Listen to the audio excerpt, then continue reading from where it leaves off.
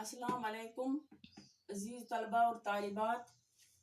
आज हम शाद अजीम आबादी की दूसरी गज़ल पढ़ने जा रहे हैं, लेकिन मैंने सिर्फ बोर्ड पे 2 ही अशार लिखे हैं। आज हम सिर्फ इन 2 अशार की तशरीह पढ़ेंगे। तमन्नाओं में उलझाया गया हूँ, खिलौने दे के बहलाया गया हूँ इस कोचे के हर जर्रा से आगा, मैं खुद आया नहीं लाया गया हूँ। ये नीचे मैंने गालिब का एक शेर लिखा, ये बाद में बताऊंगी मैं, ये मिसाल के लिए लिख कर रखा है यहाँ पे मैंने। तमन्नाओं में उलझाया गया हूँ, खिलौने दे के बहलाया गया हूँ। शाद अजीम आबादी इस मतला में फरमाते हैं, मतला का मतलब आपको मालूम है, मतला गजल के पहले शेर को मतला कहते हैं। इसमें फरमाते हैं कि दुनिया का दस्तूर भी है, मैं यहाँ ख्वाहिशात लेके आया हूँ, मैं ख्वाहिशात में उलझ गया हूँ, उलझ के रह गया हूँ। जिस तरह से जो इन्होंने लिखा है, खिलौने दे के बहलाया गया हूँ, जिस तरह से बच्चे को खिलौने दिए जाते हैं उसको बहलाने फुसलाने के लिए, बस इसी तरह की कोशिश है कि मुझे भी बहलाया गया है, इंसान को बहलाया गया है, उसकी ख्वाहिशों के पीछे लगाया गया है और वो अपने असली मकसद को भूल चुका है, सिर्फ आरज़ू में बह चुका है, आरज़ू के पीछे दौड़, जिंदगी भर वो अपनी ख्वाहिशात के बारे में सोचता रहता है। और यही लालच देकर शायर कहते हैं कि मैं खुद आया नहीं लाया गया हूँ, खिलौने दे के बहलाया गया हूँ। और तमन्नाओं का मतलब है ख्वाहिशों के पीछे मुझे दौड़ाया जाता है, मैं ख्वाहिशों के पीछे से पूरी जिंदगी गुजारता हूँ कि ये मेरी ख्वाहिश पूरी हो जाएगी, वो ख्वाहिश पूरी जाएगी, बस पूरी जिंदगी इसी धोखे में निकल जाती है, पूरी जिंदगी गुजर जाती है। इंसान यही सोचता रहता है कि आज नहीं तो कल, आज नहीं तो कल मेरी ये ख्वाहिश पूरी हो जाएगी, मेरी वो ख्वाहिश पूरी हो जाएगी। इस फरेब में गैर महसूस तरीके से पूरी जिंदगी बीत जाती है। आखिर में एहसास होता है कि ख्वाहिशात तो अपनी जगह मौजूद हैं और जिंदगी खत्म होने वाली है। इसलिए शायर ने ख्वाहिशात को खिलौनों से तशबीह दी है कि जिस तरह से एक बच्चे को खिलौने देकर बहलाया जाता है, इसी तरह से हमें भी, इंसान को भी उसी ख्वाहिशात खिलौनों के सूरत में ख्वाहिशात को पेश किया है कि ख्वाहिशात के पीछे दौड़ाया गया है। जिंदगी भर इंसान ख्वाहिशों के पीछे रहता है और पूरी जिंदगी निकल जाती है और अपने असली मकसद को वो भूल जाता है। बल्कि यहाँ पे इस बात का भी इशारा मिलता है कि इंसान दुनिया में अपनी मर्जी से नहीं आया, बल्कि उसे लाया गया है। बच्चों, यहाँ पे ये इस बात का इशारा है कि ये यहाँ पे शायर ने तलमिया का इस्तेमाल किया है।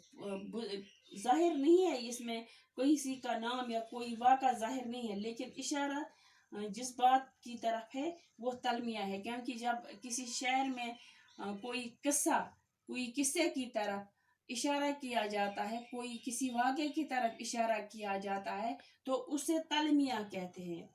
तो यहाँ पे भी इस शेर में भी तलमिया का इशारा मिलता है। ये इस बात की तरफ इशारा है कि जब हजरत आदम को बनाया गया, जब अल्लाह ताला ने फरिश्तों से कहा कि मुझे अपनी इबादत के लिए एक और मखलूक पैदा करनी है, तो फरिश्तों ने उस वक़्त एतराज़ जाहिर किया कि पहले ही आपने जिन्नात को बनाया, तो उन्होंने शर अंगेज़ कार्रवाइयाँ की। तो उससे ये जाहिर है कि हम आपकी इबादत करते हैं, आपको दूसरी कायनात बनाने की क्या ज़रूरत है। तो अल्लाह ने उनसे फरमाया कि जो मैं कायनात बनाने जा रहा हूँ वो सिर्फ मेरी इबादत ही नहीं करेंगे, बल्कि दुनियावी काम भी करेंगे। और इसी के तहत अल्लाह ताला ने फरिश्तों को हुक्म दिया। मैं ये थोड़ा ही बयान करूँगी, यहाँ पे पूरा वाक़ा अगर बोलने जाएंगे तो ये बहुत बड़ा हो जाएगा। तो उन्होंने हर जगह की मिट्टी लाई और अल्लाह ताला ने अपने हाथों से आदम का वो मुजस्समा बना दिया। तो वो 40 साल तक इसी तरह से रहा। फिर एक बार शैतान जो है, फरिश्ता पहले था, तो वो उसके अंदर घुस गया। तो उसने बोला कि ये जो अल्लाह ताला ने मुजस्समा बनाया है इंसान का, ये अंदर से खोखला है, इंसान अंदर से किसी का नहीं रहेगा, ये खोखला है, क्योंकि इसमें कोई یہ کسی چیز پہ مکمل ٹکا نہیں رہے گا. تو بعد میں جب اللہ تعالیٰ نے کہتے ہیں کہ جب اللہ تعالیٰ نے آدم میں روح پھونکی تو اس وقت روح ڈرنے لگی تھی کہ مجھے اس جسم اس ڈھانچے میں نہیں جانا ہے, مجھے اس مجسمے میں نہیں جانا. تو اللہ نے وعدہ کیا ہے روح سے کہ میں آپ کو باہر بھی نکالوں گا. تو جب یہی اس بات کی طرف اشارہ کہ میں آیا نہیں, مجھے لایا گیا ہے, یعنی اللہ نے مجھے بنایا ہے. اور بنایا کس لیے ہے؟ اپنی عبادت کے لیے. اور وہ اصلی مقصد میں بھول چکا ہوں اور دنیا کی خواہشات کے پیچھے دوڑا چلا جاتا ہوں اور اپنی خواہشات کے پیچھے لگ گیا ہوں, اپنی تمناؤں کے پیچھے لگ گیا ہوں. تو وہ اصلی مقصد جس کے لیے اللہ نے میں دنیا میں لایا تھا اور آدم کو بنایا تھا, وہ مقصد ہی میں بھول گیا. تو اس کے لیے یہاں پہ میں نے یہ غالب کا شعر بھی یہ مثال کے لیے لکھا ہے. ہزاروں خواہشیں ایسی کہ ہر خواہش پہ دم نکلے, بہت نکلے میرے ارمان لیکن پھر بھی کم نکلے. یعنی کہ انسان زندگی بھر اپنی خواہشات کے پیچھے دوڑتا رہتا ہے, اپنی خواہشات پوری کرنے کی کوشش کرتا رہتا ہے, لیکن پھر بھی کہتا ہے کہ میرے ارمان پھر بھی کم نکلے, یعنی پوری ساری خواہشیں میری پوری نہیں ہوئی.